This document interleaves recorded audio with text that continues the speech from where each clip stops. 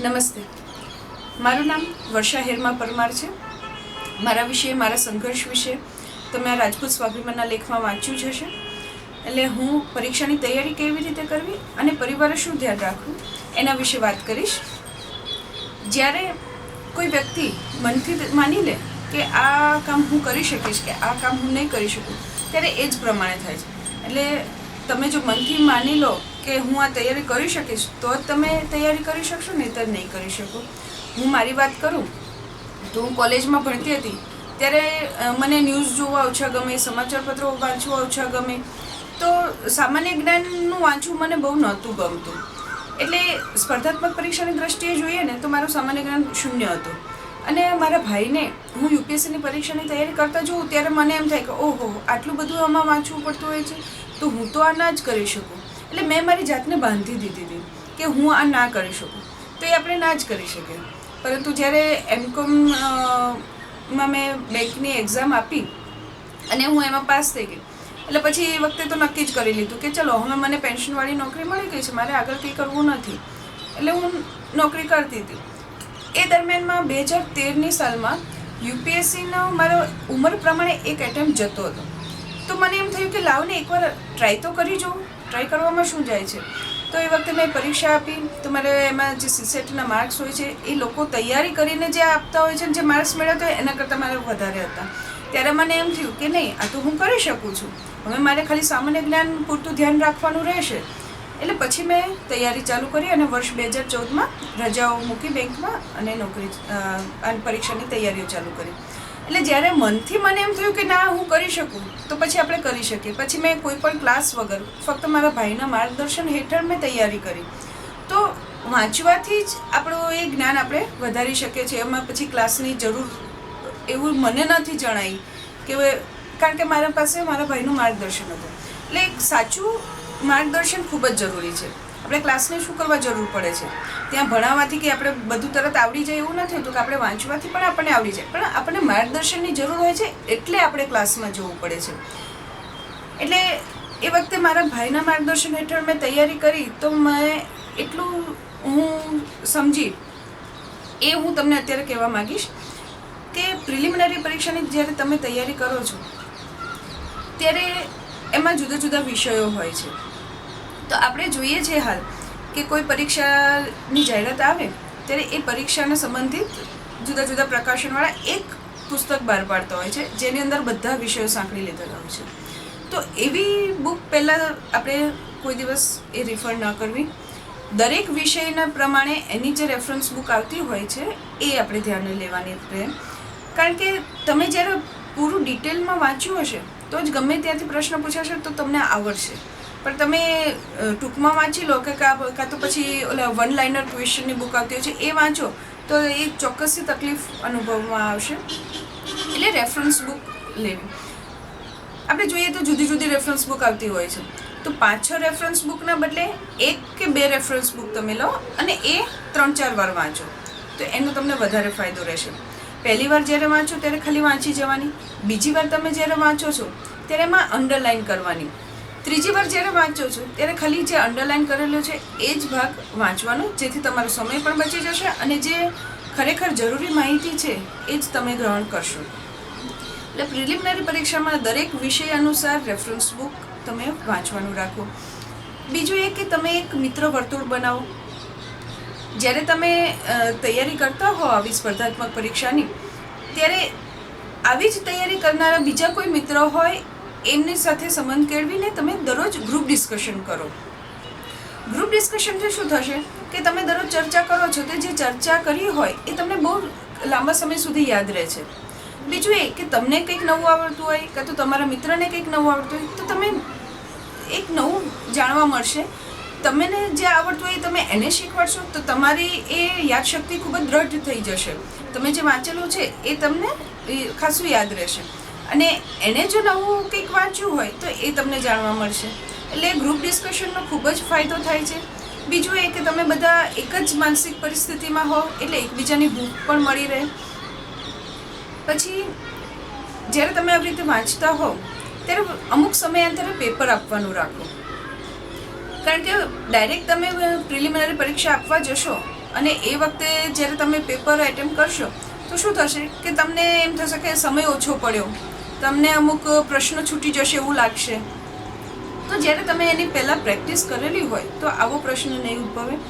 તમે જ્યારે પેપર આપો તો નક્કી કરો કે અઠવાડિયામાં 1 વાર કે અઠવાડિયામાં 2 વાર એવી રીતે સમયાંતરે પેપર આપવાનું રાખો. અને એમાં એક ખાસ એલિમિનેશન મેથડ અપનાવો એ હું કહીશ. જ્યારે અત્યારે તમે જીપીએસસીની કે યુપીએસસીની તમે જુઓ પેપર, તો ઉપર એક પ્રશ્ન હોય, નીચે એના 3-4 સ્ટેટમેન્ટ હોય અને પછી જવાબમાં આપ્યું હોય કે સ્ટેટમેન્ટ એ અને બી, સ્ટેટમેન્ટ એ સી ડી કે સ્ટેટમેન્ટ એ અને ડી, એવી રીતના 4 ઓપ્શન હોય. તો આમાં જ્યારે તમે એમ વાંચો છો કે કયા સ્ટેટમેન્ટ આમાંથી આવશે, ત્યારે તમને એમ લાગશે કે ઓહો આમાં તો બધા જ સ્ટેટમેન્ટ આવે એવા લાગે, આ બધા તો સાચા જ લાગે છે.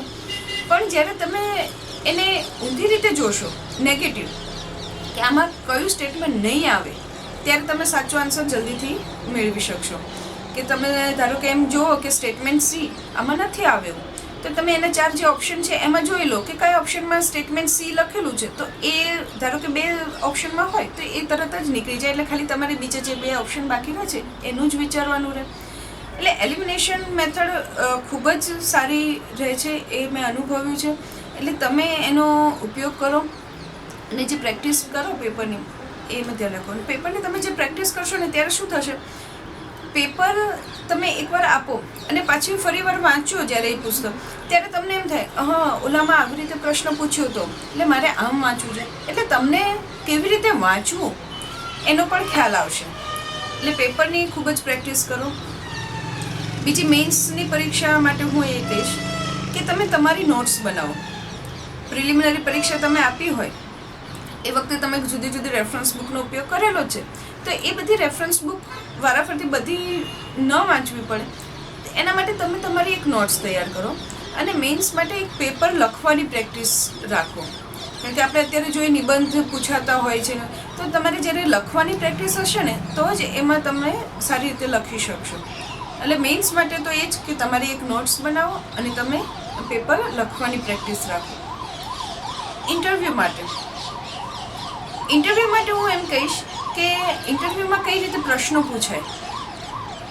એક તો એ કે જો તમે નોકરી કરતા હો તો એક એના, અને બીજું એ કે તમારું જે શિક્ષણ તમે જે મેળવ્યું છે એના, એ 2 રિલેટેડ ક્વેશ્ચન તો આવે જ. જો તમે નોકરી કોઈ ન કરેલી હોય તો એ લોકોને બહુ વાસ્ટ એરિયા મળી જાય, ક્યાંથી પ્રશ્ન પૂછે એ કંઈ નક્કી જ ના રહે. એટલે એ પછી નસીબ ઉપર છોડી દેવાનું. પરંતુ જ્યારે તમે કોઈ નોકરી કરતા હો તો એનું ખાસ તમારે વાંચી લેવાનું. અને બીજું એ કે તમારું શિક્ષણ તમે શેમાં લીધેલું છે.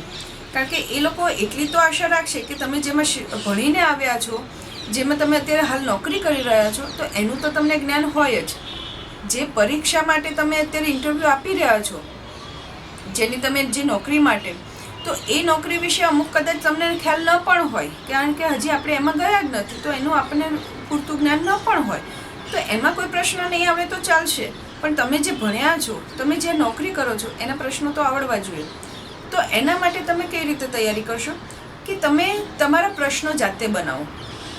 તમે નોકરી જ્યાં કરતા હોય તો એના રિલેટેડ કઈ રીતના પ્રશ્નો આવી શકે, તો એનું એક લિસ્ટ બનાવો કે આ પ્રશ્ન પૂછાઈ શકે. તો પછી એનો જવાબ તમે તૈયાર કરો કે આમાં હું શું જવાબ આપીશ. એ જવાબ તૈયાર કરશો ત્યારે તમને એમ થશે કે હું જો આવી રીતનો જવાબ આપીશ તો એમાંથી એ કાઉન્ટર ક્વેશ્ચન કેવો આવશે. એમાંથી પણ એવું બની શકે તમે કંઈક જવાબ આપ્યો, એમાંથી પાછો એ બીજો પ્રશ્ન પૂછે, અચ્છા તો આમ છે તો હવે આમનું શું. તો તમે એ કાઉન્ટર ક્વેશ્ચન પણ વિચારો અને એનો જવાબ તૈયાર કરો. એટલે આવી રીતે જ્યારે તૈયારી કરશો તો એક આખું લિસ્ટ સરસ તૈયાર થઈ જશે ને એના જવાબ પણ તૈયાર થઈ જશે. જ્યારે તમે ઇન્ટરવ્યૂમાં પ્રશ્ન પૂછાય અને આ તમે બનાવેલા પ્રશ્નોમાંથી જો કોઈ પ્રશ્ન આવી ગયો તો એ તમે તૈયારી સાથે ગયા છો, એટલે તમે ખૂબ જ સારું એનું પ્રદર્શન કરી શકો. તમારું પ્રદર્શન ખૂબ જ સારું નીવડશે અને તમે સારી રીતે જવાબ આપી શકશો. જ્યારે તમે કોઈ પણ તૈયારી વગર જવાબ આપો છો અને તૈયારી સાથેનો જવાબ આપો તો એ બંનેમાં ફરક પડે જ છે. એટલે તમે તમારું એક લિસ્ટ બનાવો તમારા પ્રશ્નોનું અને તમારા જવાબોનું. તો આ તૈયારી રાખવી જોઈએ. હવે બીજું હું પરિવાર માટે કહીશ કે પરિવારે શું ધ્યાન રાખવું જોઈએ. આપણે હાલ જોઈએ છે તો નોકરી માટે અત્યારે કેટલા ઉમેદવારો હોય છે, તો કંઈ બધા તો પાસ થતા નથી. તો એવું નથી કે આપણે પરીક્ષાની તૈયારી કરી છે તો આપણે પાસ થઈ જ જઈશું. એટલે એ જ ખાસ ધ્યાન રાખવાનું છે કે આપણે આપણા દીકરા ઉપર કે આપણી દીકરી ઉપર કોઈ દબાણ નથી લાવવાનું. આપણે એને મહેનત માટે પ્રેરવાના છે.